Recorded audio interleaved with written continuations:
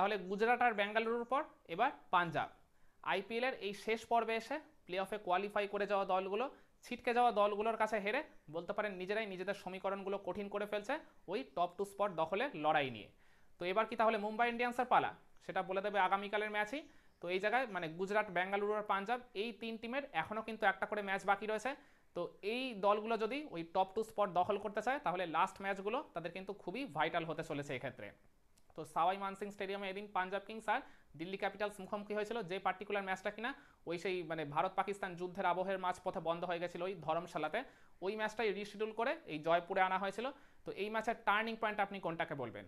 তো আকসার প্যাটেল এদিনও অসুস্থ থাকার জন্য তিনি খেলতে পারেনি। তো ফাফ ডু প্লেসি টস করতে এসে টস জিতেছিলেন ওই জায়গায়, তিনি আগে মানে বোলিং করার সিদ্ধান্ত নিয়েছিলেন। তো পাঞ্জাব কিংসের ইনিংসের শুরুটা কিন্তু একেবারেই ভালো হয়নি। সেকেন্ড ওভারে মুস্তাফিজুর রহমানের একটা ব্যাক অফ দ্য লিঙ্ক ডেলিভারিতে ইনফর্ম ওপেনার প্রিয়ান সারিয়া নিজের উইকেটটা খুইয়ে বসেন, মাত্র 6 রান করেই তিনি সাজঘরে ফেরত যান। এরপর ক্রিজে আসলেন ওই জশ ইংলিশ, তিনি কিন্তু এসে একটা বেশ মানে পজিটিভ টোন সেট করে দিলেন মানে পাঞ্জাবের ইনিংসে। মাত্র 12 বলে 32 রানের একটা বিস্ফোরক ক্যামিও খেললেন। তো এই জায়গায় প্রভ সিমরানকে সঙ্গে নিয়ে তিনি একটা 47 রানের জুটিও গড়ে তুলেছিলেন।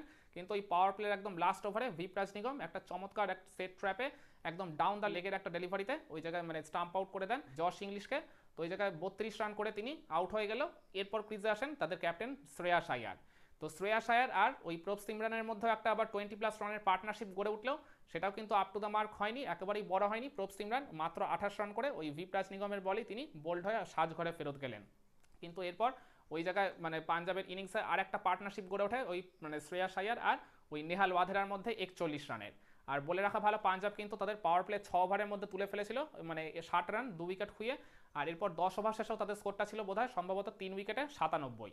কিন্তু ওই নেহাল ওয়াধেরা যিনি এর আগের দিন একটা চমৎকার ইনিংস খেলেছিলেন তিনিও নিজের ইনিংসটাকে বড় করতে পারলেন না। শ্রেয়াস আয়ারের সাথে 41 রানের জুটি গড়ে তুললেও তিনি মানে ব্যক্তিগত 16 রানের মাথায় আউট হয়ে যান। এরপর ক্রিজে আসলেন শশাঙ্ক সিং। শশাঙ্ক সিং আর শ্রেয়াস আয়ারের পার্টনারশিপটা কিন্তু খুব ভাইটাল ছিল এই মানে পার্টিকুলার ম্যাচের পয়েন্ট অফ ভিউ থেকে। তো এই জায়গায় শশাঙ্ক সিংও কিন্তু নিজেকে এই দিন মানে একদমই ফ্লারিশ করতে পারেননি। ওই মুস্তাফিজুর রহমান ইনিংসের 16 নম্বর ওভারে বল করতে এসে ওই একটা ব্যাক অফ দ্য লেংথের ওই একটা অফ কাটার টাইপের ডেলিভারিতে শশাঙ্ক সিংকে তিনি আউটসাইড এজের মাধ্যমে আউট করে দেন। তো এই জায়গায় তখন পাঞ্জাবের স্কোরটা হয়ে যায় বোধহয় সম্ভবত 5 উইকেটে 144। এরপর ক্রিজে আসলেন মার্কাস স্টয়নিস। তো মার্কাস স্টয়নিস এসেই একেবারে ঝড় তুলে দিলেন। মানে স্টয়নিসের এই পার্টিকুলার ইনিংসটার জন্যই বলতে পারেন মানে পাঞ্জাবের স্কোরটা যেখানে মনে হচ্ছিল 180 থেকে 90-এর মধ্যে আটকে যাবে, সেটাই তারা মানে বাড়তি 15 থেকে 20টা রান তাদের মানে স্কোর কার্ডে অ্যাড করে ফেললো। এরপর শ্রেয়াস আয়ার নিজের মানে 50টা কমপ্লিট করলো। তারপরে ওই কুলদীপ যাদব যখন 18 নম্বর ওভারে বল করতে এলেন ওই তাকে একটা মানে ডিপ স্কোয়ার লেগে বড় শট খেলতে গিয়ে নিজের উইকেটটা খুইয়ে বসেন। আর এরপর কুলদীপ ওই সেম ওভারই আজমাতুল্লাহ ওমর জয়ের উইকেটটাও তুলে নেন। কিন্তু ওই মার্কাস স্টয়নিস তিনি একবার ওই তাণ্ডব চালিয়ে যাচ্ছিলেন। মাত্র 16 বলে 44 রানের একটা অপরাজিত বিস্ফোরক ইনিংস তিনি খেলে এদিন একেবারে পাঞ্জাবের স্কোরটাকে তিনি নিয়ে চলে গেলেন 206-তে। লাস্ট ওভারে ওই জায়গায় মানে ওই মুস্তাফিজের আর একটা উইকেট পেয়েছিল ওই মার্কো জ্যানসন, মানে তিনিও একটা ব্যাক অফ দ্য লেংথের ডেলিভারিতে বড় শট খেলতে গিয়ে আউট হয়ে গেছিলেন। তো এই রান চেস করতে নেমে ঠিক যেভাবে শুরু করা লাগে দিল্লি ক্যাপিটালসের দুই ওপেনার ওই KL রাহুল আর ফাফ ডু প্লেসি একদম ঠিক সেইভাবেই স্টার্ট করেছিলেন। তো এই জায়গায় মানে তাদের ওপেনিং জুটিতেই উঠে যায় 55 রান। কিন্তু মানে খুবই আনফর্চুনেটলি KL রাহুল মানে 35 রান করে নিজের উইকেটটা ছুঁড়ে মানে দিয়ে বসেন। আর এর ঠিক ভেরি নেক্সট ওভারে ওই মানে ফাফ ডু প্লেসিও নিজের উইকেটটা খুইয়ে বসেন। তো যার ফলে পাওয়ার প্লে 6 ওভারের মধ্যে দিল্লি তুলেছিল 61 রান। এরপর থার্ড উইকেটে ওই সেদিকুল্লাহ আতাল মানে আফগানিস্তানের এই ওপেনারে কিন্তু এদিন ডেবিউ হয়েছিল মানে দিল্লি ক্যাপিটালসের হয়ে। তার আর করুণ নায়ারের মধ্যে একটা 28 রানের জুটি গড়ে উঠেছিল ঠিকই। সেদিকুল্লাহ আতাল তিনি কিন্তু দুইটা বড় বড় ছক্কাও মেরে দিয়েছিলেন, কিন্তু নিজের ইনিংসটাকে আনফর্চুনেটলি তিনি বড় করতে পারেননি, যার ফলে মাত্র 22 রান করে তাকে কিন্তু প্যাভিলিয়নে ফেরত যেতে হয়। তো ওই জায়গায় 10 ওভার শেষেও মানে দিল্লি স্কোরটা ছিল মানে 2 উইকেটে 93। এরপর মানে 11 নম্বর ওভারের প্রথম বলেই সেদিকুল্লাহ আতালের উইকেটটা চলে গেছিল, কিন্তু ওই জায়গায় কিন্তু দিল্লিকে দমিয়ে রাখা যায়নি। এরপর ক্রিজের সামির রিজভি যে এলেন, এই সামির রিজভি আর ওই করুণ নায়ারের মধ্যে একটা 61 রানের পার্টনারশিপ গড়ে ওঠে, যে পার্টনারশিপটার উপর ভর করে দিল্লি ম্যাচেও যেমন ভালোভাবে কামব্যাক করলো তেমনি এই ম্যাচ জয়ের তারা ওই জায়গায় স্বপ্ন দেখাতে শুরু করলো তাদের সমর্থকদের।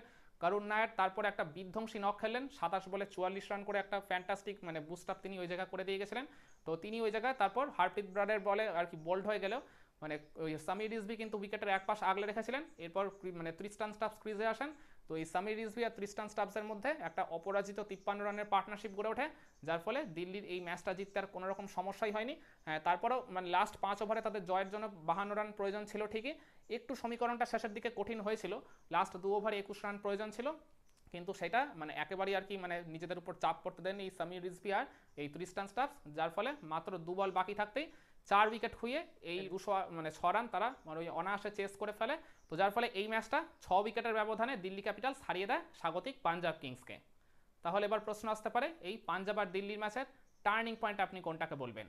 আপনারা বলতে পারেন ওই পাঞ্জাব কিংসের যে সফল ওপেনিং জুটি প্রিয়ান শারি আর প্রভ সিমরান সিং, এই ওপেনিং জুটিতে যে আর কি বেশি রান তুলতে দিলেন না ওই জায়গায় দিল্লি ক্যাপিটালসের মুস্তাফিজুর রহমান, মাত্র 8 রানের মধ্যেই যে ওপেনিং জুটিটাকে ভেঙে দিয়েছিলেন, মানে আমি মনে করি ওটা কিন্তু ডেফিনেটলি মানে শুরুতেই পাঞ্জাবকে অনেকটা বড় ধাক্কা দিয়েছিল। কারণ এই ম্যাচটা যখন ওই হিমাচল প্রদেশে হয়েছিল ওই ধর্মশালাতে, তখন কিন্তু খেয়াল করে দেখবেন এই ওপেনিং জুটি 10 ওভারের মধ্যে 122 রান তুলে দিল্লি ক্যাপিটালসের উপর একটা প্রবল চাপ সৃষ্টি করেছিল। তো সেটাই যখন এই দিন এই ম্যাচে আর কি হলো না, এটা ডেফিনেটলি কিন্তু আমি বলবো দিল্লি ক্যাপিটালসের জন্য অনেক বড় একটা সাফল্য। তো ওপেনিং জুটিতে বড় রান না তোলাটাও একটা টার্নিং পয়েন্ট হতে পারে এই ম্যাচের। কিংবা আপনি খেয়াল করে দেখবেন পাঞ্জাব কিংস হয়তো 206 তুলেছে ঠিকই, কিন্তু তাদের ইনিংসে সেই রকম মানে বড় কোনো পার্টনারশিপ গড়ে ওঠেনি, একটাও 50+ রানের পার্টনারশিপ গড়ে ওঠেনি। আমি মনে করি ওই একটা যদি বড় পার্টনারশিপ তাদের ইনিংসে গড়ে উঠতো, তাহলে আরও 15 থেকে 20টা রান তারা তাদের স্কোর কার্ডে অ্যাড করতেও পারতো, আর তাহলে হয়তো তারা ম্যাচটা জিতে গেলেও যেতে পারতো।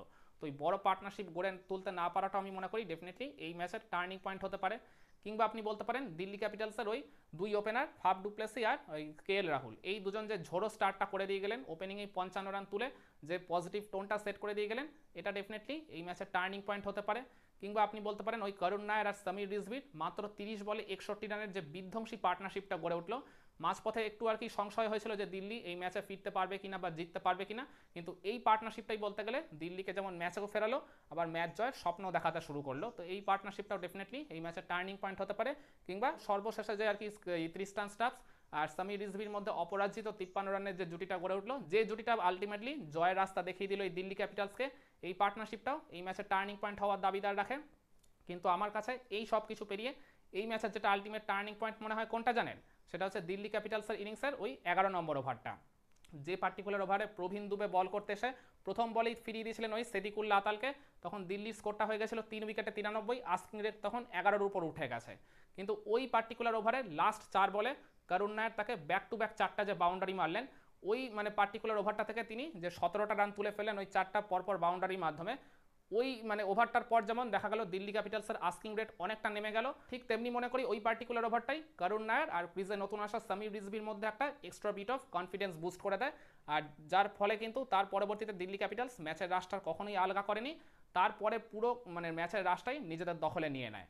তো আমি মনে করি ওই 11 নম্বর ওভারে করুণ নায়ার ওই ব্যাক টু ব্যাক 4টা বাউন্ডারি মেরে দিল্লি ক্যাপিটালসের মানে কিছুটা ঝিমিয়ে যাওয়া ইনিংসে তিনি আবার যে আর কি কনফিডেন্সটা বুস্ট আপ করে দিলেন, ওই ওভারটাই বা ওই মানে 4টা পরপর বাউন্ডারি মারাটাই আমি মনে করি এই দিল্লি আর পাঞ্জাব ম্যাচের আলটিমেট টার্নিং পয়েন্ট। একমত হবেন নাকি আপনার কাছে এই ম্যাচের টার্নিং পয়েন্ট অন্য কিছু ছিল? কমেন্ট করে আপনার মতামতটা জানাতে পারেন।